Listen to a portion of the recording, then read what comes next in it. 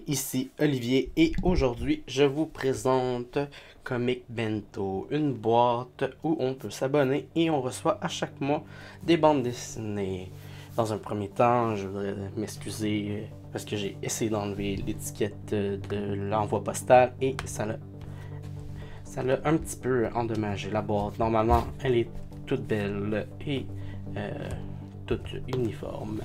Fait que à chaque mois, on peut avoir une boîte qui nous est livrée selon une thématique choisie par l'équipe. Pour comment ça fonctionne, c'est on peut s'abonner soit pour 1 mois, 3 mois ou 6 mois et il y a différents prix et une réduction pour quand on s'abonne pour plus de mois.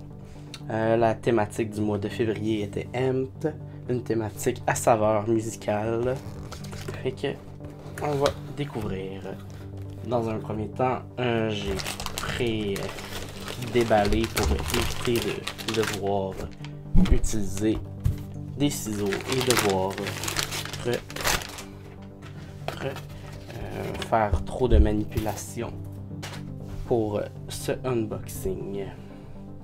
Fait que quand on ouvre, on a notre emballage de BD et on a un petit carton qui explique la thématique du mois avec chacune des BD, expliquer pourquoi elles sont qui ont été choisies pour la collection et évidemment il parle du prochain mois. Pour mars, c'est Powerless.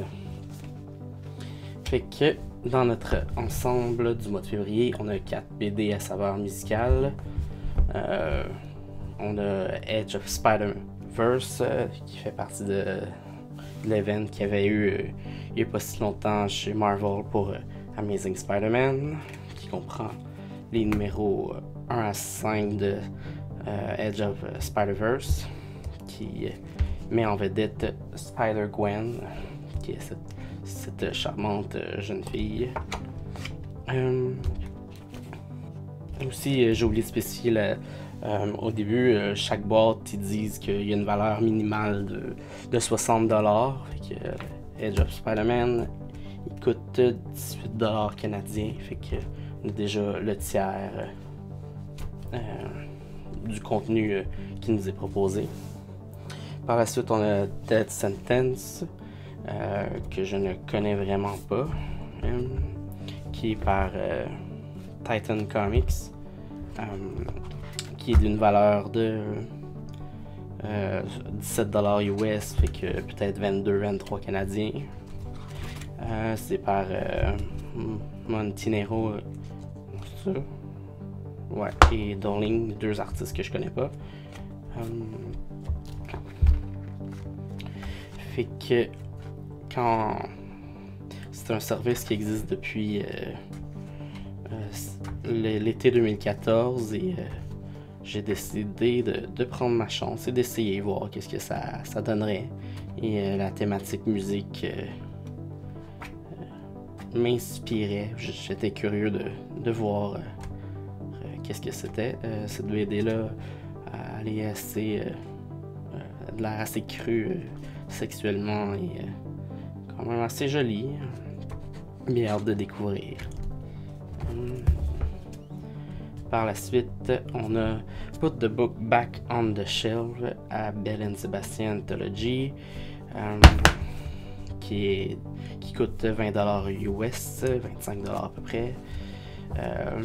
Puis c'est une anthologie, ça comprend des histoires par tout plein d'artistes différents que je nommerai pas, mais qui seront listés dans mon article qui va parler de la boîte.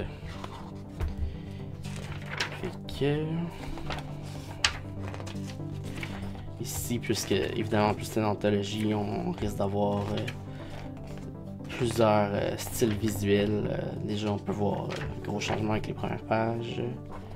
Je fais le tour assez rapidement.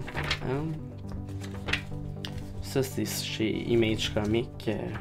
Image font habituellement aussi quelques anthologies assez intéressantes habituellement.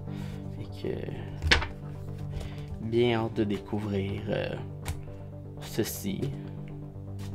Et les styles, ils vont dans tous les styles différents de dessin. Et c'est ça. Et la dernière, qui est un hardcover couverture rigide, Alice Cooper volume 1, Welcome to My Nightmare, qui lui est paru chez Dynamite Comics, qui vaut 25 US, donc 30-32 dollars. Si on fait le tour, puis c'est par Joe Harrison et Eman Casalos. Alice Cooper, qu'on connaît comme l'artiste de musique rock ténébreux, qui est très connu dans les années 70-80, il me semble. J'avais entendu dire qu'il y avait une BD.